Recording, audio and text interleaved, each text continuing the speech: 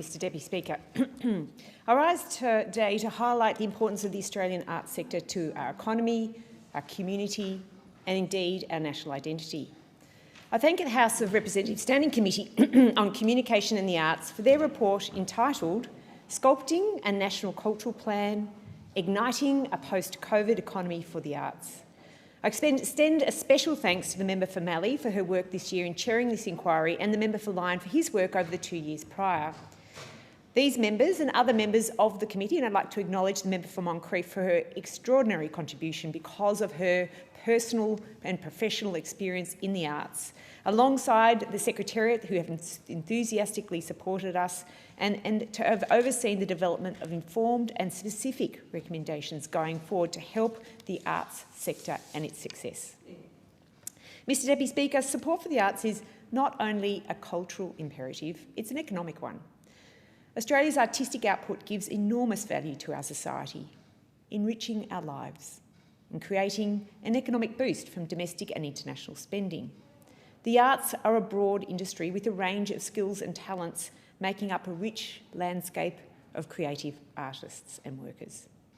Engaging with Australia's creative and cultural industries and institutions has proven benefits for mental health and physical health, for social cohesion and community building, creative thinking, problem-solving skills and more.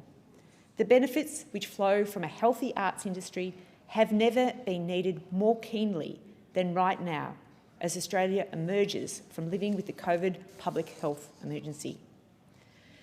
Astonishingly, Mr Deputy Speaker, the creative and cultural sector contributed $112 billion, that's 6.4% of GDP, to Australia's economy in the 2016-2017 financial year. But the value of the arts cannot be reduced to a dollar figure. Mr Deputy Speaker, it is the quality and significance of the creative work that is of importance.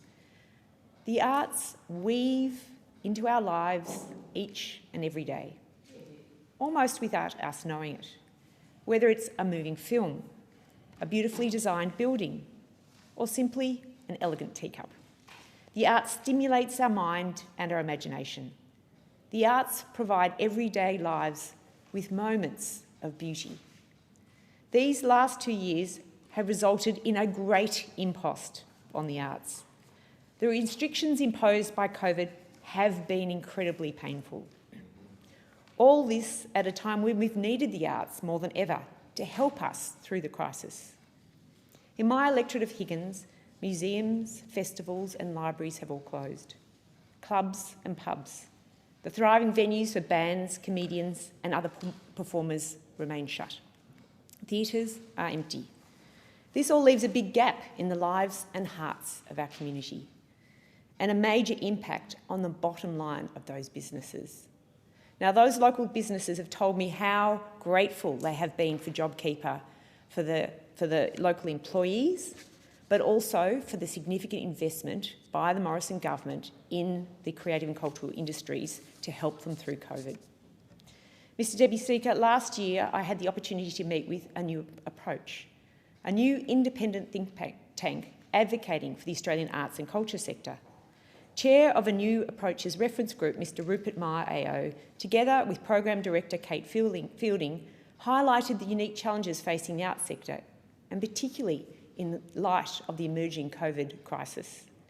Following our meeting, and as a member of the Standing Committee on Communication and the Arts, I advocated for the need for an inquiry into the impacts of COVID-19 on the arts and how we as a government may ensure that our cultural identity not only thrives but prospers. Announced in August last year, the Standing Committee commenced a parliamentary inquiry into Australia's creative and cultural industries and institutions, including, but not limited to, Indigenous, regional, rural and community-based organisations. The inquiry wanted to make sure that front and centre were the grassroots organisations that feed our creative and cultural industries. The inquiry considered the direct and indirect economic benefits and employment opportunities of the creative industries, as well as the non-economic benefits of enhanced community social wellbeing and national identity. Moreover, the inquiry encouraged innovation to increase access and opportunities within the sector, and particularly cooperation between the layers of government. And we heard how the state and territory governments, local councils and the federal government all provide funding, but that sometimes it can be difficult for people in the sector to navigate who funds what, when or where. I'd like to thank so many local arts organisations who provided feedback to me during the inquiry about how COVID had affected them and their vision for the future of the arts. In particular, I'd like to thank the CEO of the Melbourne Fringe Festival, Simon Abrahams, the director of the Duldig Art Studio and its founder, Eva Duldig, Todd Patrick from Todd Patrick Studios, Mike and Nathan Harrison-Lamond from Firehouse Theatre, and Alan Ginn from Muso, which is a fantastic new company that has initiated the rise of the pub gig, aimed at revitalising the gig industry with over 100 venues that are going to put on more than 500 gigs in the post-COVID recovery. I'd like to thank all the other artists and cultural organisations who approached me and thank them for their support and very important information they provided.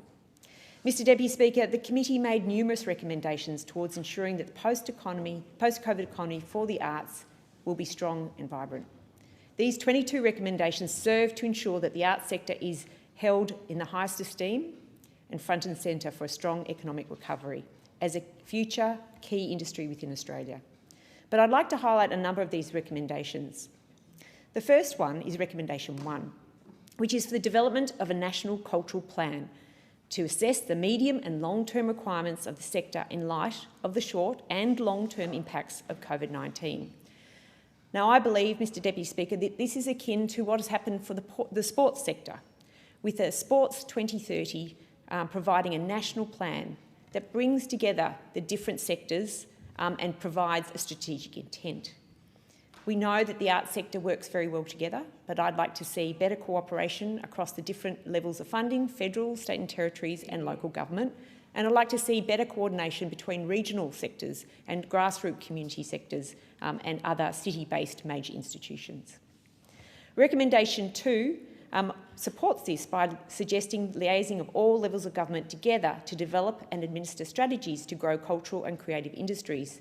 Moreover, encouraging the Commonwealth Government to work with the Productivity Commission to remove red tape barring all levels of government from enacting artistic programs.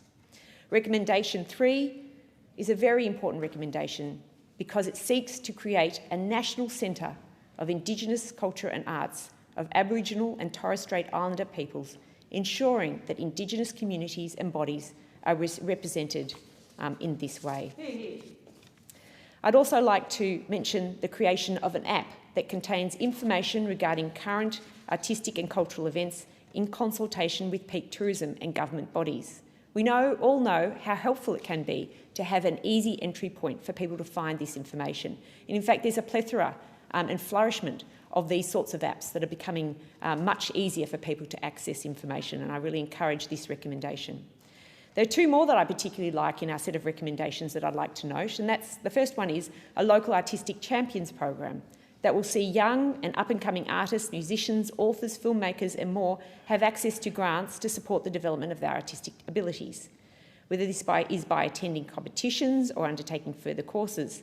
Such a program would be akin to the existing and highly successful local sporting champions program, which I know every member of Parliament in this place knows, supports and cherishes.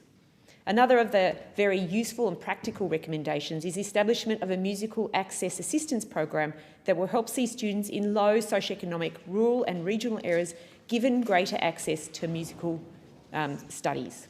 And certainly I have been supporting local grants in my electorate of Higgins with musical studies support as well. And lastly, I'd like to note that the recommendations include that we think that the arts in the title should be re-included in the title of Department of Infrastructure, Transport, Regional Development and Communications. That's where it belongs, and I think the sector would be very happy to see it reinstated. And I also note that we believe the government should provide a progress report delivered by December 2022 on our recommendations. So just in closing, Mr Deputy Speaker, I'd like to say that the benefit from the creative thinking and physical activity we experience when we engage with the arts is more important now more than ever. Thank you, Mr Deputy Speaker. I thank the member. The question is